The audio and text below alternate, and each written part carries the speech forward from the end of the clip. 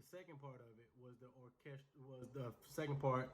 The first part was the sample. Second part was the orchestral string part that I added to it. And the third part is the polysynth that I wanted to add to it. It's very faint, so you're not going to hear a lot in it, but it accents what's there in the sample. So you hear it.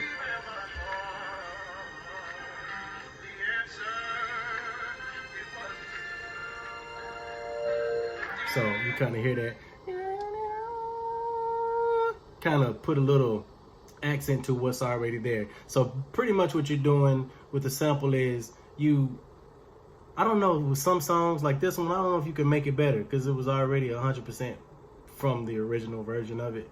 But I just want to add my flavor onto it, and I just want to bring back a nostalgic feeling of that 90s, early 2000s, early 2000s music, because that's the era that I live in. I love that type of music. That music speaks to me. And Lauryn Hill, what better person than Lauryn Hill? I mean, how you gonna get any better than that? So the next thing is the bass line. The bass line is in the sample, but the bass line, to me, you can beef it up. You can add to it. Or you could do the same bass line that it has. Now, the bass line in this sample is pretty simple, so I pretty much just followed the bass line. The bass line to any song is the foundation of the song. Some people, when they produce, they start with a bass line. Then they build on it with the track, the kick, the drum track, the kick, the snare, the hi-hats, the percussions, then the melodies, and, so on and so forth. And then some people build from the melody down. So there's no really right way to do it. It's just however you feel and whatever creativity you have in your heart and your mind, follow that. So the next thing I had to put in was the bass line. The bass line is, like I said, it's pretty simple. So we got the bass line. So what we're gonna do is I'll play the sample without the bass line. I got the strings in there. I got the polysynth in there. So we'll let it go through the 8 count. So this is the 8 count. Then we're gonna come in with the bass.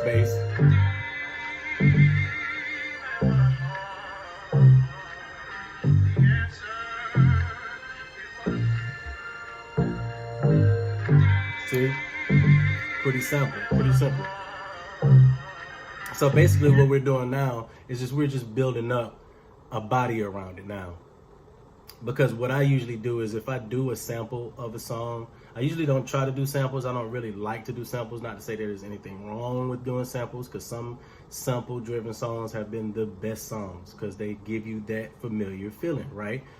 So I'll make a track around the sample and just totally take the sample out. Some people, musician heads, Lauryn heads, they'll get it. They'll be like, oh wait, that sound like, you know what I'm saying? So I'll eventually take the sample out, even when I'm, either trying to sell the track to somebody or, trying to write a track for myself. I'll totally take the sample out because I don't want the words or whatever in the sample to, influence me in the way that I want to write. Because if I use this sample in this track, I'm writing deep in my heart. I'm doing it. The answer was in me. I'm gonna sing that. Okay, that's gonna be me. That's me right there. Not the best vocal presentation right there, but this ain't about me singing. This is about me producing. Okay, so we got the bass. Now I want to add an ambient piano to it. Okay,